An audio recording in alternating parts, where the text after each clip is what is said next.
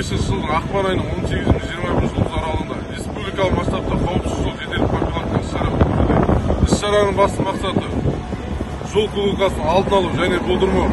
Осы мақсатта Маңғыстау облысы тұрғындары мен қонақтарының республикалық және облыстық маңызы бар тас жолдарда көлік қозғалысын жылдамдықты шамадан тыс асырмауға және де түнгі мезгілде үй жануарларға мұқият болуға, қауіпсіздік ережелерін қатаң сақтауды Маңғыстау облысы полиция департаменті ескертеді.